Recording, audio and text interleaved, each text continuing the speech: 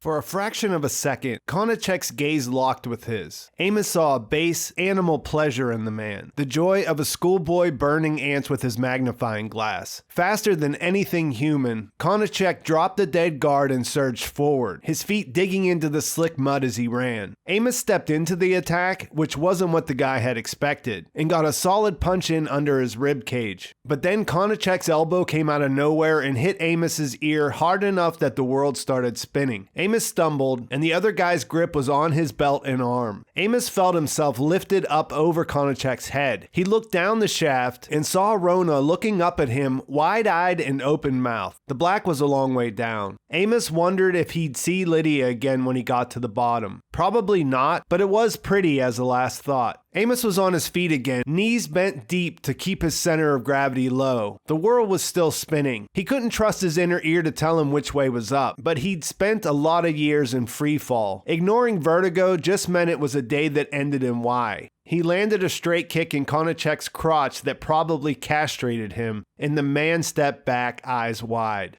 Hey guys, Pete here. So, what's new? I think it goes without saying that it would have been hard to outdo the tension of the last installment, but The Expanse Season 5, Episode 5 did what it had to do. Each member of the Rossi crew is dealing with the individual crisis they find themselves in, basically right after the rocks hit Earth. And as we heard on the news feed on Drummer's ship, the worst is almost certainly yet to come. We'll get started with Drummer, but a quick warning, if you aren't caught up with The Expanse through Season 5, Episode 5, then this video is not for you. Go home in Yalata and stay there until you watch it. Then of course come back, watch the video, and join the discussion in the comments. With that out of the way, let's talk about this. On the DeWalt, we see the news reports making their way out into the system, and I still feel the need to be cautious in speculating about how bad things are going off these early reports. The thing about Book 5 is that it happens in a really short amount of time. The thing I would use to frame it is like 2 weeks or less, and I imagine that we'll see things escalate continually as systems break down. Think of that cascade effect that Prax talked about. We hear from the newsfeed on Drummer's ship that power systems and desalinization infrastructures are starting to fail. The other takeaway from this sequence is that we see a bunch of Belters who aren't already allied with Marco and the Free Navy taking this information in. There's recognition that this is a horrible event, but the resentment from an oppressed class of people is there, it's present. Drummer receives a message from Marco and agrees to go meet him. And with her dealing with the idea that she let Marco go and that Fred is dead, we're seeing a lot of interesting dynamics that exist in this group. She's their captain, but this isn't a regular crew. They're in a familial, intimate relationship together. So there's a lot of potential for drama there. We see a contrast to their reaction with the prison guard in Amos and Peaches' story. There, Amos is realizing that he probably should have jumped on a ship right after he had his realization about Lydia, because now he's right in the middle of it. With the help of the guards and this guy Konecheck's mods, they're able to make their way up an emergency ladder to the surface and where the prison building used to be. We get our first look at the devastation, and then Konecheck turns on the group because, yeah, he's trying to escape. He kills the first guard, throws Rona's gun down the shaft. Amos makes a move, but he's no match for the guy's power. And Peaches tries to use her implants, but it's too soon. The blockers are still in effect, and she just basically slumps over on the ground. There's a moment there where Amos is probably regretting calling Konecheck tiny, as he's about to get tossed, but Rona's able to override the biometric lock on the gun by using the other guard's finger to pull the trigger. That buys enough time for Amos to kick him in the crotch and then end him with a suplex. Considering that Amos is 100% focused on survival, Peaches is just enjoying the win because she never thought she'd feel it again. Rona is the perfect person to show us an Earther's reaction. She's got family who were nearby while this happened. She's in shock just taking in the destruction that's all around her. And with a little encouragement from Amos, she basically just wanders off to go find out what happened. And what I like about this is you can just think about how many people there are all over this planet who are doing the exact same thing.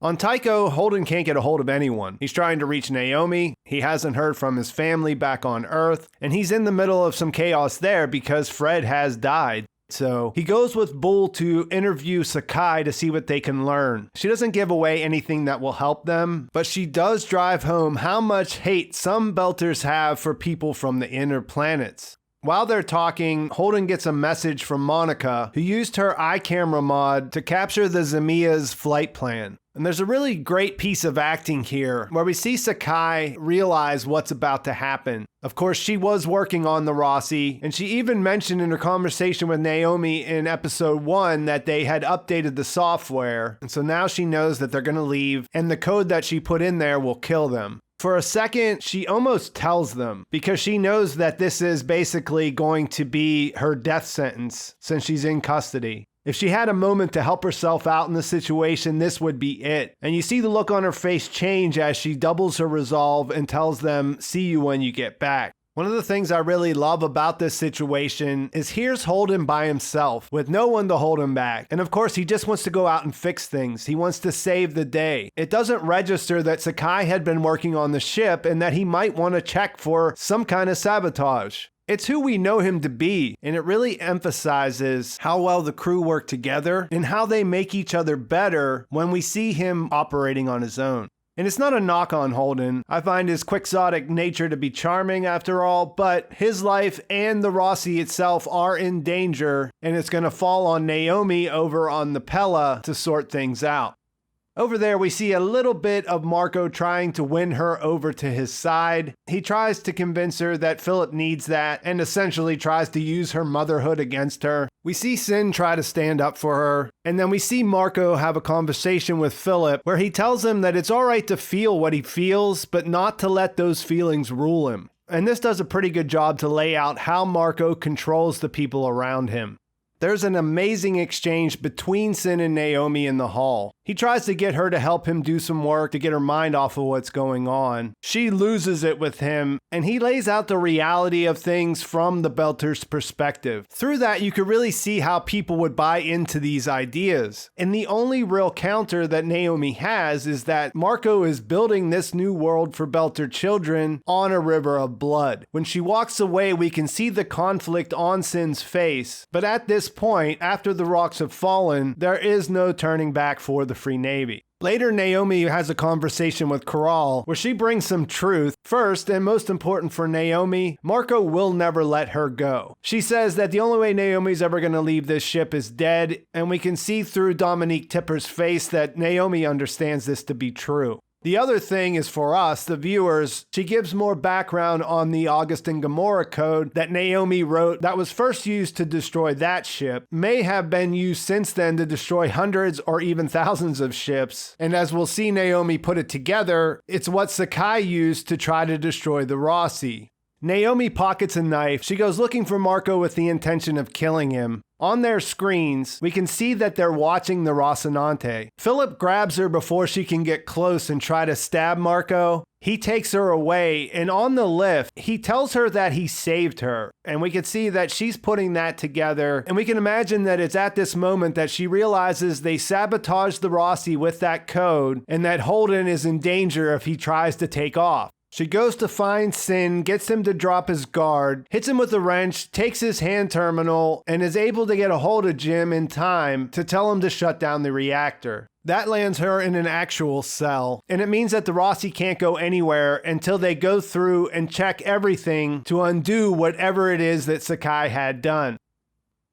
Elsewhere, Bobbie and Alex are still trailing the Barkeith. They follow them as they change course towards the Hungaria asteroids. There they meet up with a lot of ships that appear to be the Free Navy. We don't see them identify the individual ships, but we do see that the Barkeith takes off, he says, burning away from the sun, and the two escort ships remain with the Free Navy, so Bobbie makes the conclusion that that was what they were there to drop off. We don't get to find out any more about what's going on because they get spotted. This leads to a crazy high-G chase. Here comes the juice that Alex isn't able to maneuver his way out of. They're being chased by a torpedo, so they have to dump the ship's core in order to destroy it. They're able to pull that off, and the episode ends as we watch them float away from the impact.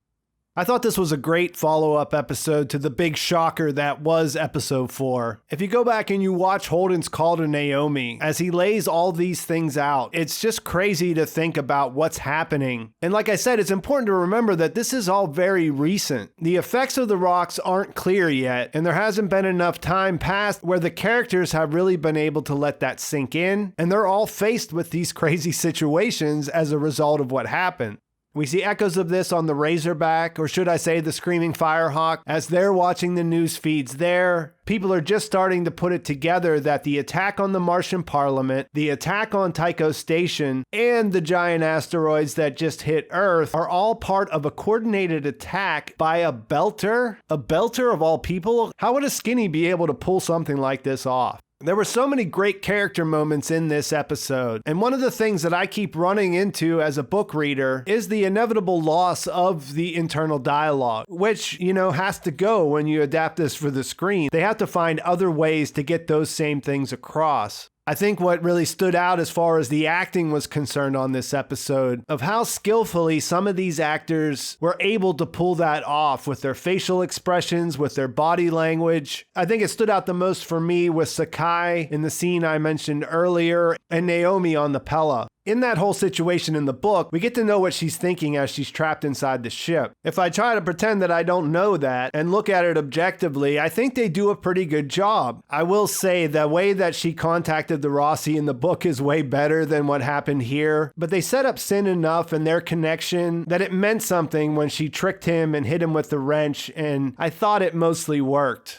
At the same time, I knew the Rossi was compromised with Sakai's code, which made it a lot easier for me to figure it out as I'm watching. So I'd be interested to hear from people who are just watching the show if they were able to put that together and knew what was going on as it was happening. I'm really enjoying seeing the reactions come in and seeing the contrast across the different groups that we're following. I think Amos's answer to Peaches when she says, "What do we do now?" and he just says, "Yeah," repeating what he had just said a few seconds ago, it really drives home the uncertainty of everything. And the other thing that I thought stood out was the conversation on Drummership, where they said that they read that they were dancing in the corridors of Ceres and Palace. When she says she doesn't believe that, her partner says the Inners will believe that. All the Belters are the same to them. So they're doing a good job of setting up the blowback there. I really loved the chase scene with the Razorback, watching Alex and Bobbie fighting the High G. The show obviously had to take their foot off the gas a little bit to reestablish everything, so I really liked how they ratcheted things up on the Pella and topped it off with this chase with more mystery about the Martians. I'm so ready for Amos and Peaches to hit the road, so there's going to be a lot of stuff to discuss when I preview the next episode in the video I'll make in the next couple of days.